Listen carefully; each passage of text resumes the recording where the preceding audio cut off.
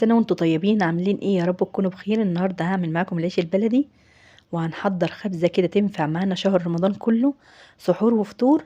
ومفيش احسن من العيش البلدي في البيت، بدل ما كل يوم تشتري عيش. هنفرز خبزة كبيرة، وهقولك كمان على طريقة الرح المظبوط، بس يا ريت تتابعيني للاخر.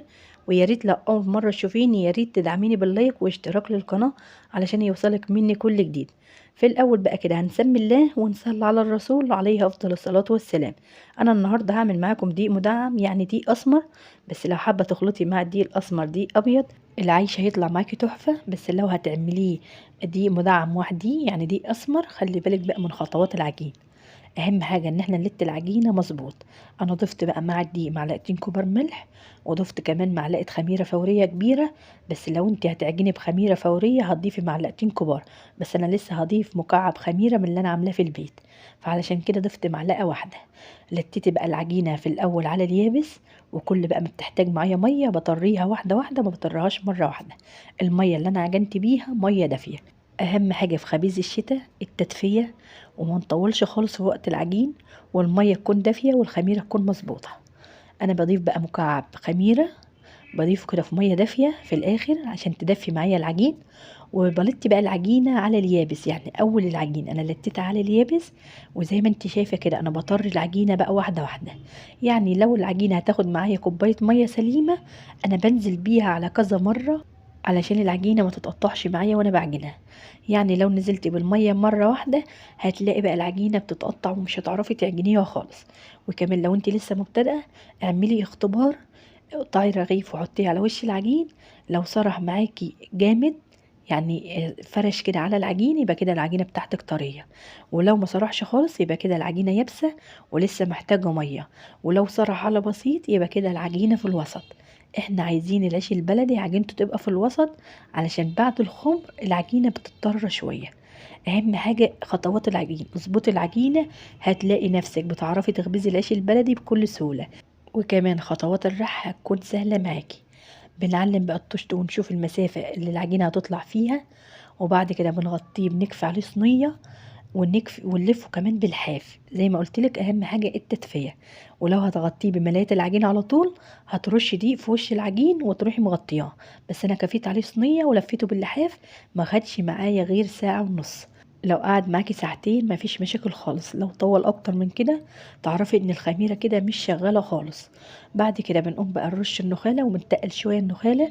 لو هنقطع على الارض هنفرش الملاية ونرش عليها النخالة، ولو هنقطع على الصواني تقلي النخالة شوية علشان ساعة ما تيجي تشيلي الرغيف تعرفي تلقطيه وما يلزقش معاكي، وكمان قعره يكون متساوي معاكي.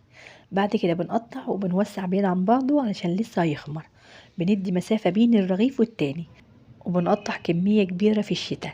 يعني انا هقطع الفرشة كلها، بس لو انت لسه مبتدئة ومش سريعة قوي في الخبيز يعني قطعي نص الفرشة. اما تخبزيها هتقومي بقى تقطعي النص التاني. اللهم صل وسلم وبارك على سيدنا محمد وعلى ال سيدنا محمد. يا ريت بقى لو لسه بتشوفيني يا ريت تدعميني بلايك جميل منك. يلا بقى حطوا لايك وتعالوا نكمل مع بعض بقية الخطوات. انا بقطع بزيت، لو انتي هتقطعي بدقيق هتغطيه علشان ما يعملش معاكي طبقة ناشفة. بعد ما خلصت بقى تقطيع خالص انا قمت شغلت الفرن يسخن. الفرن بياخد تسخين 10 دقايق.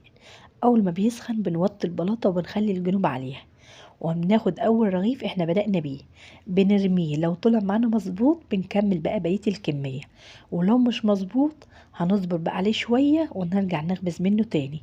بيكون بقى الفرن سخن وكمان العجينة بتكون اختمرت وخدت راحتها. يعني مش شرط خالص ان هو اول رغيف يطلع معانا مظبوط. بنصبر شوية لو لقينا فيه نفطة ونرجع نخبز رغيف تاني، هنلاقي بقى العيش ظبط وبقية الكمية كلها هتظبط معاكي.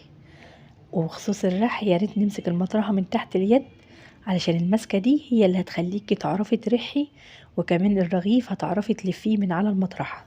وبخصوص الرمية لو بيتلخبط معاكي ما تخليش الرغيف طالع بره المطرحة، وكمان وطي الشعلة شوية وانتي بترمي. ورميت بقى اول رغيف، واللهم بارك من اول رغيف لقيته رفع، وكمان بجد ريحة العيش البلدي تحفة. بتمنى اي واحدة بتشوفني تجرب العيش البلدي ويطلع معاها مظبوط. بس انتي لو مشيتي على نفس الخطوات هتلاقي بقى العيش البلدي سهل جدا ومفيهوش حاجة صعبة خالص. انا كده هكمل بقية الخبيز علشان اول رغيف طلع معايا مظبوط. وزي ما قلت لك لو اول رغيف طلع معاكي منفض نصبر شويه ونرجع نخبز. النفطه للناس اللي ما تعرفهاش اللي هي بتخلي سمك الرغيف من تحت تخين قوي ومن فوق بيكون رقيق زي الفطير وبيتحرق واحنا بنسويه.